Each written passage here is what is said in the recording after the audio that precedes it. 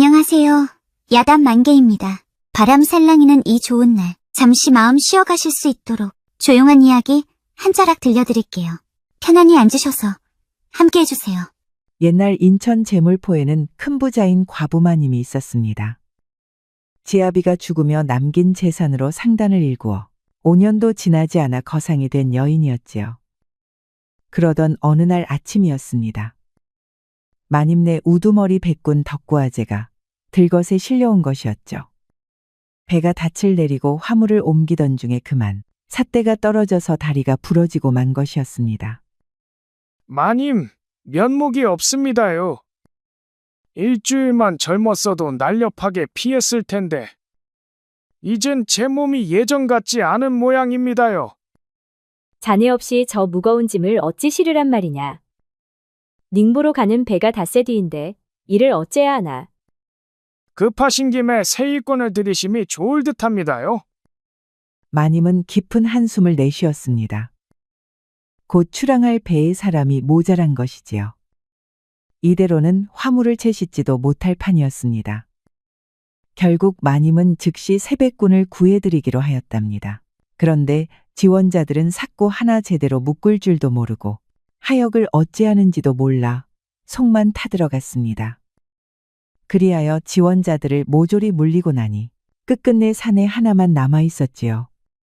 자네 이름은 무엇이더냐? 예, 마님. 제 이름은 칠복이라 하옵니다.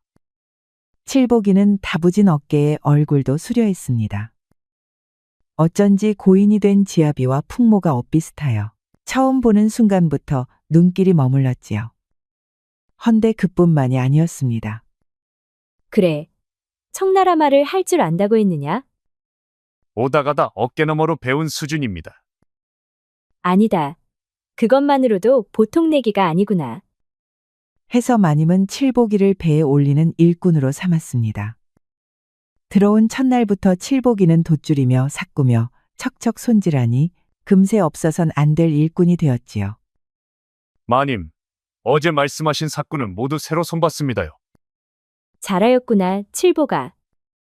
이래서 자네가 믿음직한 게야. 어느새 칠복이가 들어온 지도 닷새가 지났습니다. 마님의 상선은 닝보항으로 떠날 준비를 마쳤고 칠복이 또한 선원들과 함께 배에 오르게 되었답니다. 긴 항해 끝에 마님의 상선이 마침내 닝보항에 닿았습니다. 바다를 건너며 뱃사람들은 모두 고달팠지만 닝보에 무사히 도착했으니 이보다 다행일 수 없었지요. 자, 조심하십시오. 화물은 밑창부터 내립니다요. 칠복이는 다른 백군들과 함께 부지런히 짐을 날랐습니다. 땀은 줄줄 흐르고 팔이며 등짝이 땀에 젖어들었지요. 일이 한창 무르익자 칠복이는 우통을 훌렁 벗어 제꼈습니다. 그리곤 흘러내린 땀을 훔치며 다시 돛줄을 잡았지요. 모든 짐을 다 내린 뒤 칠복이는 항구 뒤편의 우물가로 향했습니다. 물을 한가득 퍼서는 머리며 가슴이며 쫙쫙 끼얹었답니다. 물을 뒤집었으니 그 탄탄한 몸이 더 또렷이 드러났지요. 에그머니나 저게 뭐야? 칠보기가 아주 그냥 다 보이네 정말. 헌데 마침 마님이 그 광경을 보고 말았던 것입니다. 일을 마친 뒤 잠시 뱃머리에서 항구를 바라보던 마님은 뒤편으로 가다 물기어는 칠보기를 발견한 것이지요. 아니 이걸 내가 왜 보고 있는 게야. 마님은 놀란 눈으로 그 자리에 굳어버렸습니다. 칠보기의 울끈불끈한 어깨며 물에 젖은 허리선이 그냥 아무리 봐도 눈을 뗄 수 없게 만들었지요. 내 가슴이 잘못되었나? 왜 이리 두근거릴까? 서방을 잃은 후 다 잊었는 줄 알았는데 말입니다.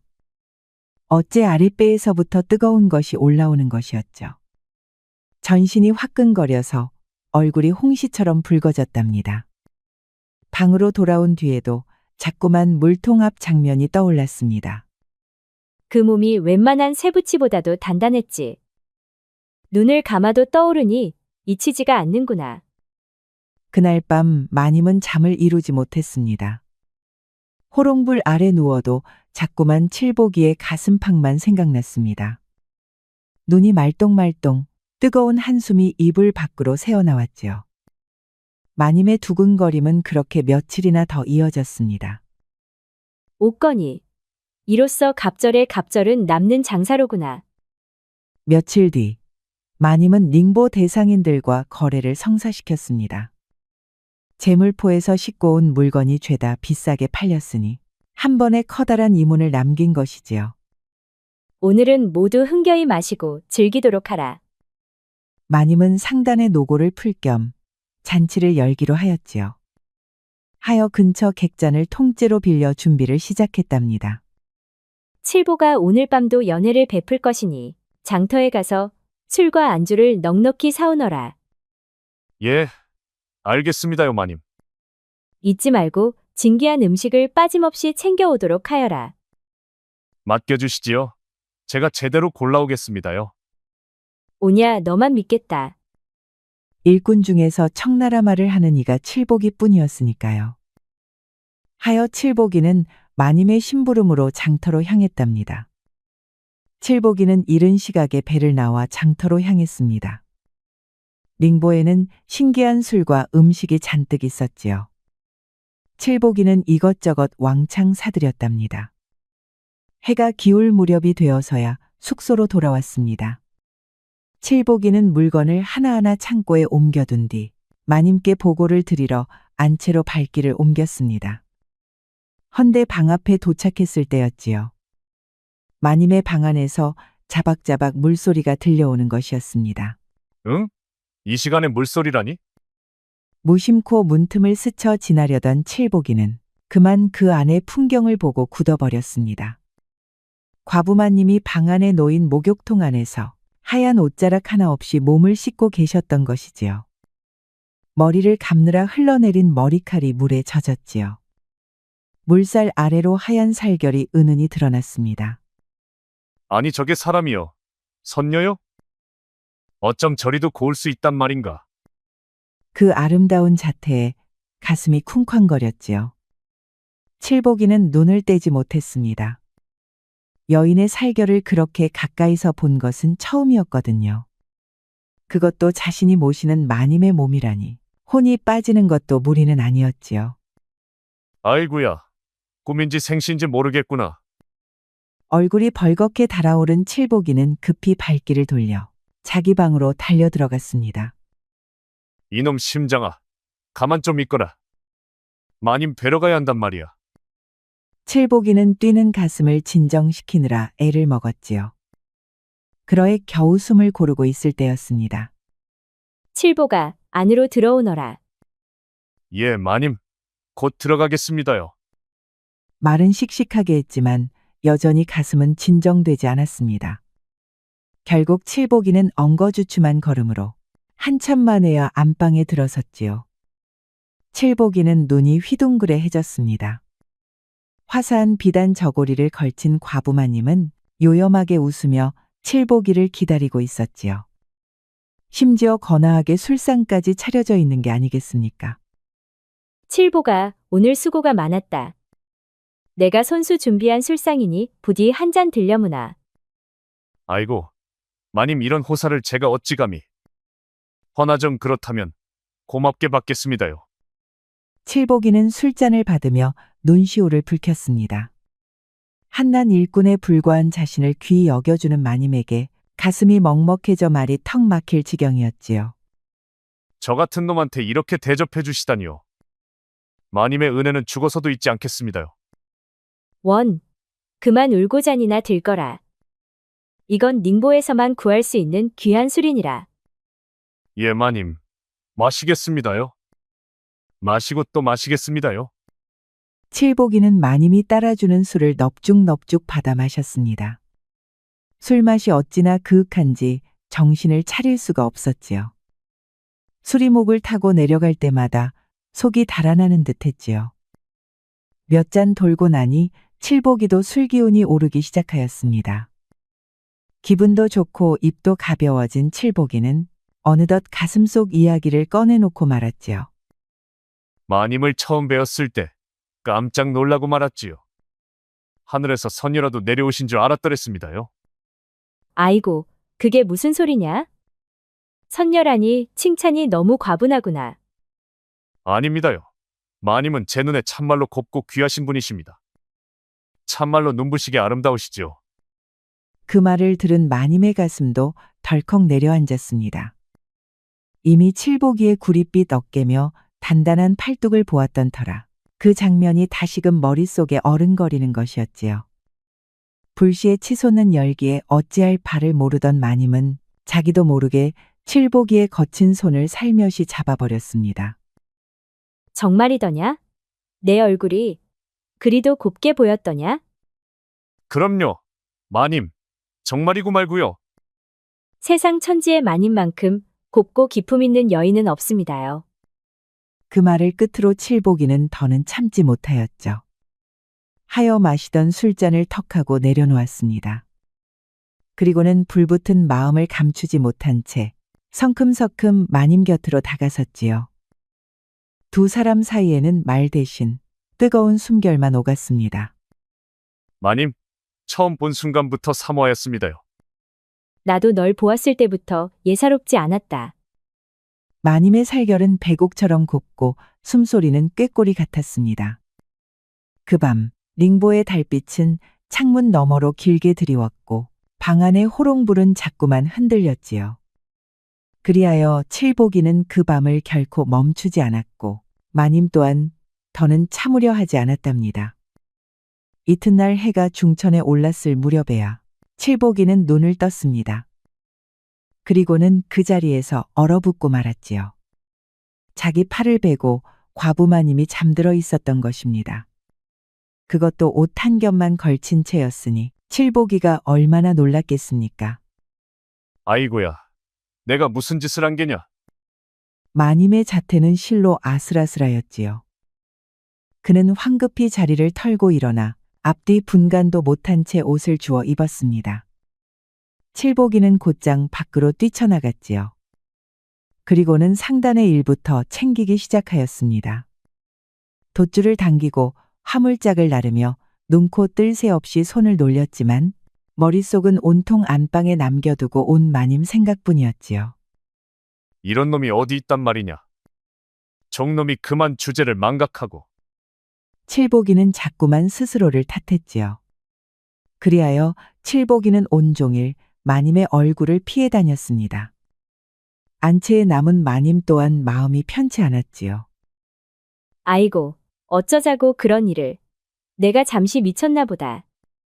이러다 칠보기 눈에 천한 여자로 보이면 어이할꼬.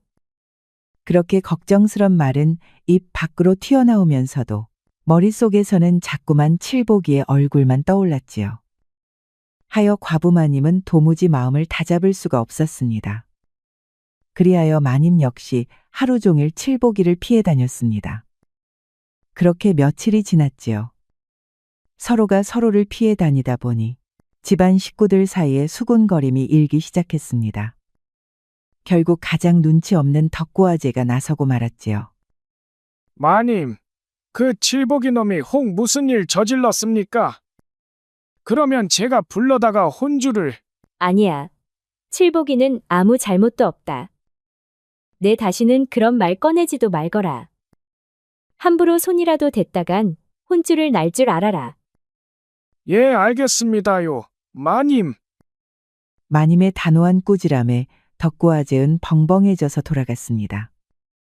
그리하여 일은 그쯤에서 얼버무려졌지만 당사자인 마님과 칠보기는 그날 이후로 더욱 애가 탔습니다. 며칠이 지나도 사정은 나아지지 않았습니다. 마님은 이불 속에 누울 때마다 칠보기의 다부진 기운이 자꾸만 스미는 듯하여 부채질을 해도 식지 않는 몸을 다스리기 어려웠습니다. 바늘로 허벅지를 찔러보기도 하였으나 불덩이 같은 속을 식히기엔 역부족이었지요. 이래가지곤 도무지 못 견디겠구나. 이렇게 앓느니 차라리 칠보기를 만나야겠어. 결국 마님은 스스로 결심을 내렸습니다. 일이 생각만 하다 밤마다 속이 뒤집히느니 차라리 칠보기의 방에 먼저 찾아가기로요. 그날 밤 과부마님은 이불을 박차고 일어났습니다. 살금살금 발을 옮겨 칠보기의 방문을 열고 들어가니 마침 칠보기가 코를 골고 잠들어 있었습니다. 마님은 조심스레 다가가 칠복의 가슴께에 손을 얹었습니다. 칠보가 나 말이다. 상사병이란 게 이런 건가 싶다. 하지만 칠복이는 꿈쩍도 하지 않았지요. 이에 마님의 배짱이 더해져서 이번엔 하얀 다리를 들어 칠복의 허리를 감쌌습니다. 내 놈 때문에 밤잠을 얼마나 설쳤는지 아느냐. 그러자 칠복이가 몸을 뒤척였지요. 순간 마님은 칠복의 몸 위에 올라타 버렸지요. 그제야 칠복이는 화들짝 깨어났습니다. 마님, 이러시면 제 심장이 터질 것 같습니다요. 깨어 있었던 게냐? 그럼 어서 대답을 해야지. 하여간 이 미련한 녀석 같으니라고. 실상 칠복이는 마님이 들어설 때부터 깨어 있었으나 그 대담한 손길에 혼이 나가 그대로 굳어 있었던 것이지요. 헌데 일이 이렇게 되니 마님의 낯이 붉게 달아올랐습니다. 니놈 때문에 내가 무슨 망신인지 모르겠구나. 이럴 바에야 닝보왕 앞바다에 뛰어드는 게 낫겠구나. 마님, 제발 그러지 마셔요. 마님이 가시면 이 칠복이도 바다에 뛰어들 겁니다요. 그리하여 한바탕 소동이 벌어졌답니다.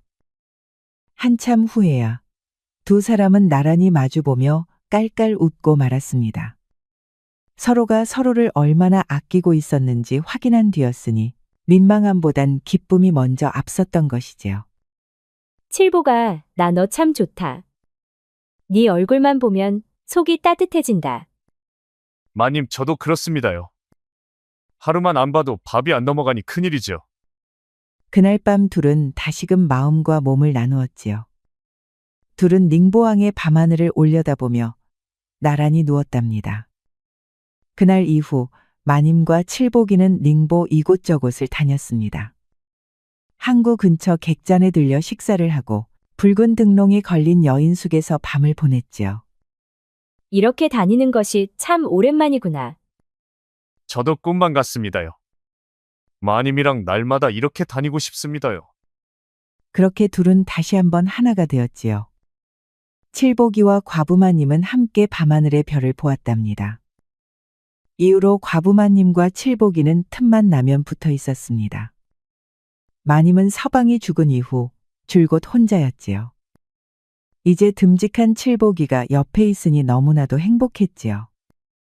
시간이 흘러 제물포로 돌아갈 날이 되었습니다. 마님은 배에 비단을 가득히 실었습니다.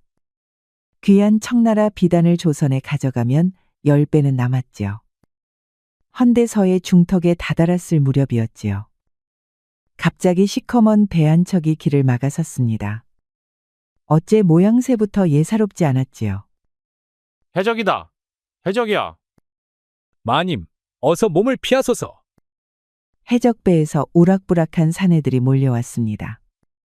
그 선두에 선 사내가 칼자루를 툭툭 쳤습니다. 살고 싶거든 가진 것을 순순히 넘겨라.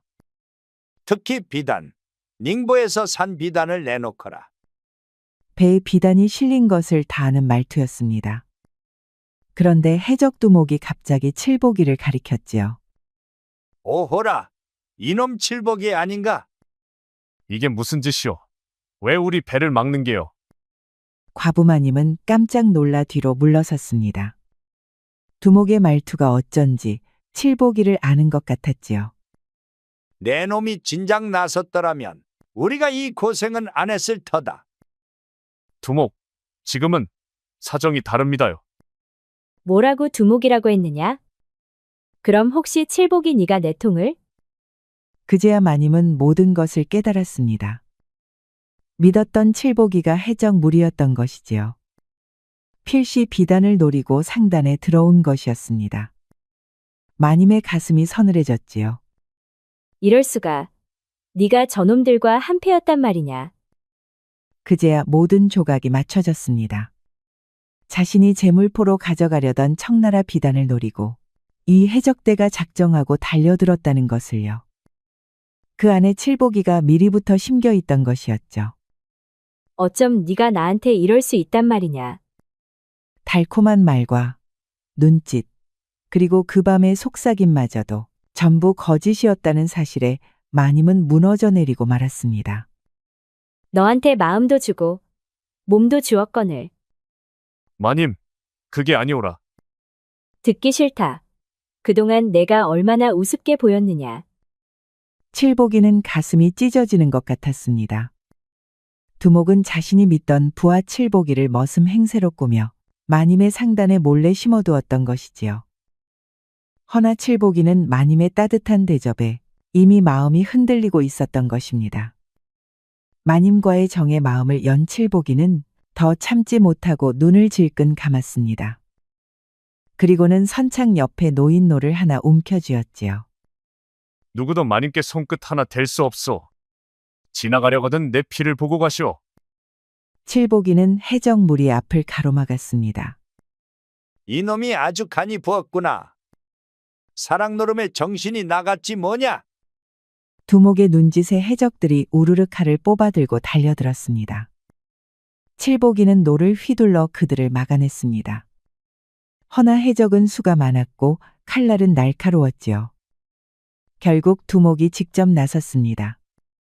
그가 칼을 높이 치켜들자 칠복이의 노는 한순간에 딱 부러져 나갔고 그 다음 칼날이 번쩍이며 칠복이의 어깨를 깊게 베었습니다. 마님은 절대로 못 넘깁니다요. 이놈이 정신 못 차렸구나. 이어 다리에도 칼이 스치며 피가 뚝뚝 흘렀습니다. 칠복이는 젖먹던 힘까지 끌어모아 싸웠지만 이내 피투성이가 되어 쓰러지고 말았습니다. 그만, 제발 그만하시오. 비단이든 뭐든 다 가져가시오. 제발 칠복이 목숨만은 제발. 진작 그리 나왔으면 됐을 일을. 해적들은 비단을 모조리 빼앗아 떠나버렸습니다. 마님은 쓰러진 칠복이를 수습해 제물포로 돌아왔지요. 저놈이 내 마음을 저리도 짓밟았단 말이냐. 그래도 날 지키려 적골이 되었으니 이걸 대체 어찌해야 하느냐. 마님은 칠복이 곁에서 밤낮으로 간호하였지요. 사흘이 지나서야 칠복이는 겨우 눈을 떴습니다. 마님 정말 지송합니다요. 상처가 다 아물면 떠나거라. 더는 네 얼굴을 보기 어렵구나. 칠복이는 말없이 고개를 숙였지요. 그 뺨엔 뜨거운 눈물만 타고 흘렀습니다. 며칠 뒤 칠복이는 비틀비틀 마님 앞에 섰습니다. 마님, 그동안 고마웠습니다요. 부디 평안히 지내십시오. 칠복이의 뒷모습은 더없이 무거웠습니다. 끝내 지키지 못한 마님을 뒤로하고 눈물을 삼킨 채 발걸음을 옮긴 것이지요. 과부마님 또한 담장 안에 선 채 말없이 지켜보며 눈시울을 붉혔습니다. 칠복이 이 나쁜 놈아. 차라리 날 철저히 배신하지 그랬느냐. 그랬으면 마음이 이렇게 아프지는 않았겠지요. 하지만 슬픔에 젖을 틈도 없었습니다. 배에 실렸던 청나라 비단은 모조리 해적에게 털렸고 그 비단을 주문하고 자금을 대니는 다름 아닌 한양 제일의 거상 최갑부였지요. 성미 급하고 손해를 절대 참지 않는 자라 무슨 일을 벌일지 알 수 없었습니다. 갑부얼은 부디 노여움을 거두소서. 반드시 더 귀한 비단을 마련해 드리겠습니다. 말이 통할 줄 알았건만 사기꾼이나 다름없구먼. 10만 양을 고스란히 털렸다니 그게 말이 되는가.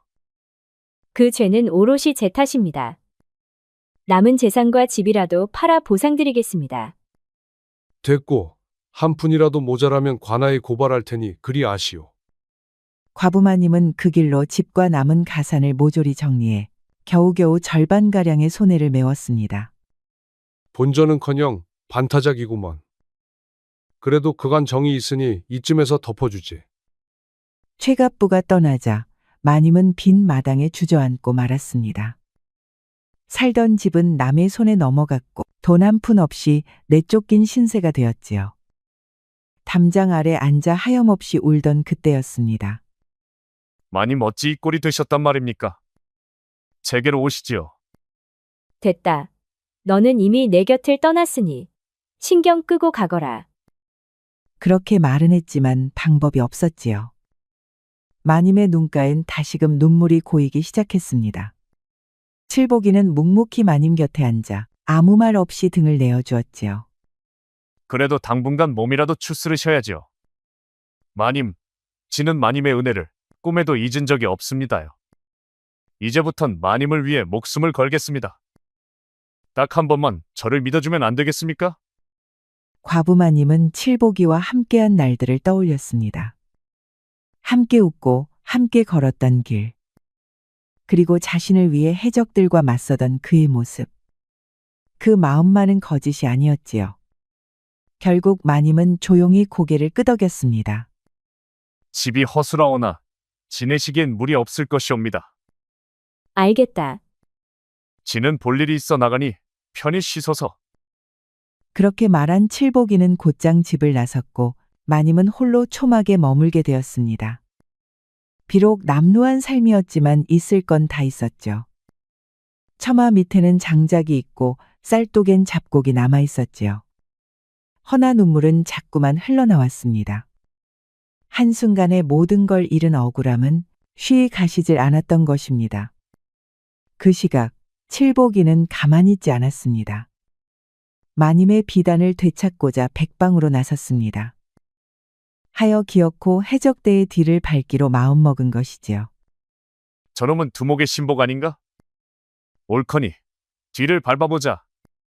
미행하던 칠복이는 눈을 의심했습니다. 놈이 들어간 곳이 다름 아닌 최갑부의 대저택이었기 때문이지요. 칠복이는 재빨리 담을 타고 올라 지붕 위에 바짝 엎드렸습니다. 기척을 죽이고 귀를 바짝 세우자 안에서 수상한 말소리가 들려왔습니다. 수만 양 어치 비단에다 선불로 준 10만 양까지. 모조리 내가 삼켰으니 2배로 남는 장사로다. 아이고, 갑부 어르신. 이번에도 통쾌하게 한 건 하셨습니다요. 여인네가 참 순진해. 그대로 속다니. 이 정도면 장사도 아니다. 자, 이번 몫이다. 아니 이런 일만냥이나 감사옵니다. 갑부님을 죽을 때까지 따르겠나이다. 칠복이의 두 눈이 번쩍 뜨였습니다. 알고 보니 해적대와 갑부는 애초부터 짜고 친 고약한 패였던 것이지요. 어째 수상하다 했더니만 이런 내막이 있었구나. 비단을 빼앗기 위한 모든 일이 다 계획된 사기극이었던 것입니다. 피가 거꾸로 솟는 듯한 분노에 칠복이는 이를 꽉 깨물었습니다. 내 이놈들을 그냥. 아니지. 지금은 그럴 때가 아니지. 복수보다도 먼저 마님의 비단부터 되찾아야 했지요. 칠복이는 조심스레 일어났습니다. 그리고는 바닷가에 정박해 있는 해적선으로 향했지요. 배 주위엔 불빛 하나 없이 어둑했지요. 해적들은 술에 취해 고래고래 떠들고 있었고 그 틈을 타 칠복이는 작은 나룻배를 끌고 해적선 뒤편에 몰래 다가갔습니다.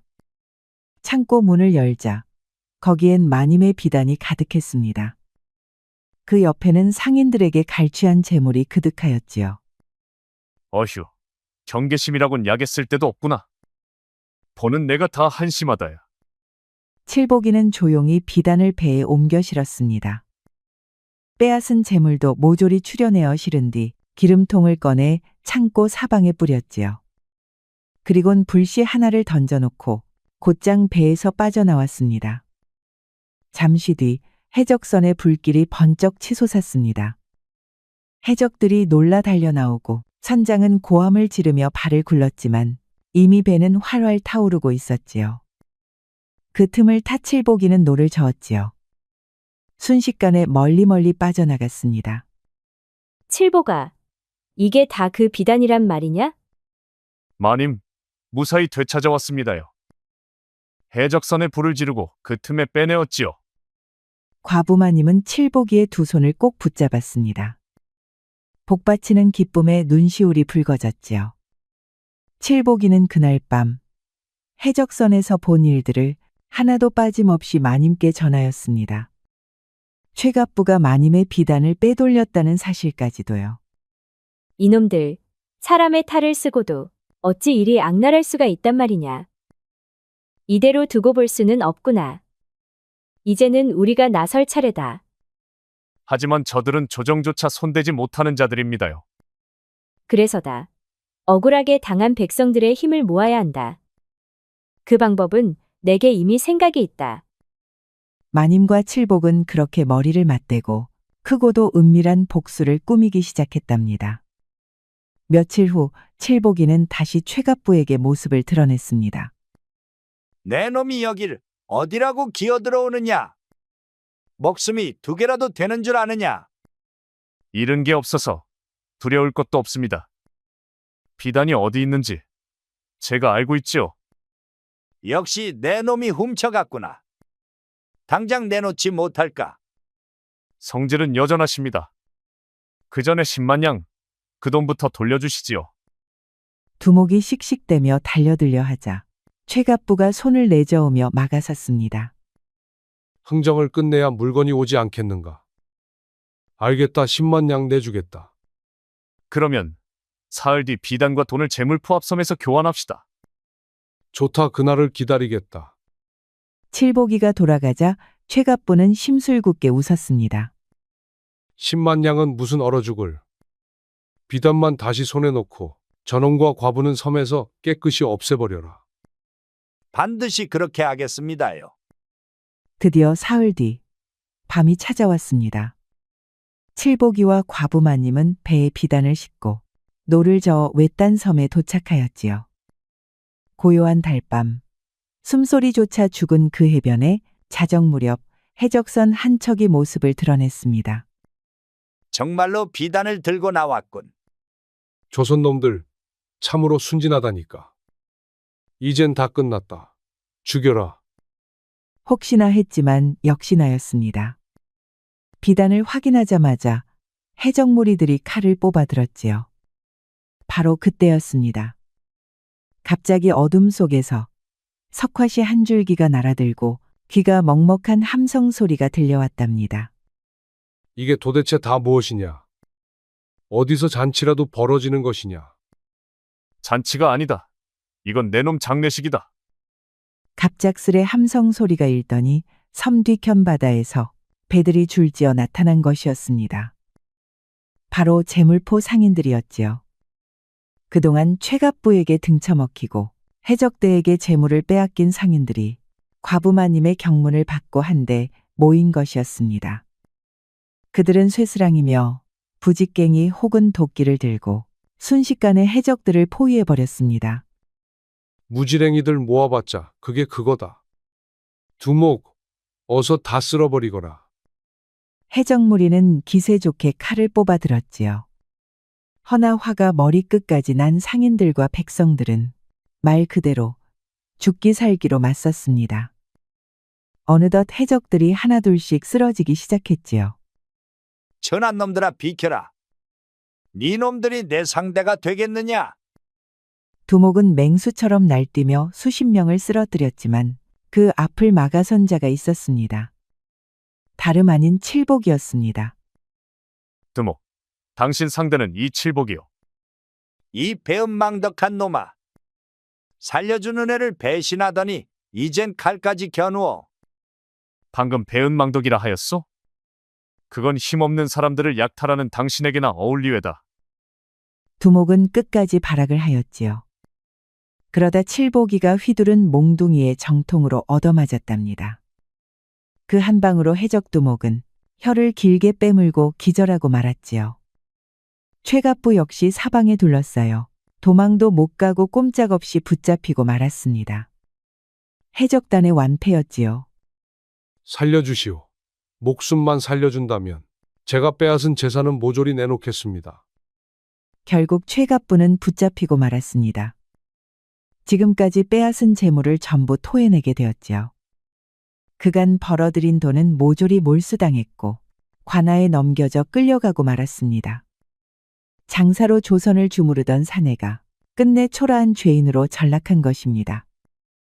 되찾은 재물 앞에서 과부마님과 칠복이는 서로를 껴안고 눈물을 흘렸습니다. 칠보가 이게 꿈이냐 생시냐. 난 아직도 믿기지 않는구나. 마님, 참말로 축하드립니다요. 이제는 마음 편히 장사하셔도 됩니다요. 과부마님은 기어이 울음을 터뜨렸습니다. 알거지가 되었다 생각했는데 칠복이의 활약으로 모든 걸 되찾았으니 어찌 눈물이 나지 않겠습니까? 그날 밤 두 사람은 오랜 회포를 풀며 서로를 품에 안았지요. 용기백배한 칠복이는 예전보다 훨씬 커졌습니다. 과부마님은 몇 번이고 살려달라 외쳤지만 칠복이의 허리심에는 자비가 없었습니다. 그날 밤 마님은 밤새도록 황홀경을 맛보았지요. 그 뒤로 과부마님은 상단을 다시 일으켰고 장사 손재주가 본디 뛰어난 터라 머자나 그 재산이 100만 냥을 넘게 되었습니다. 재물포는 물론 한양까지 마님의 물건이 없는 가게는 없을 정도였고 사람들은 입을 모아 과부마님을 조선 제1의 여상인이라 부르게 되었지요. 허나 그 모든 성공 뒤에는 칠복이의 숨은 활약이 있었습니다. 그러나 결코 자랑하지 않았습니다. 마님이 웃으면 그것으로 족하였던 것이지요.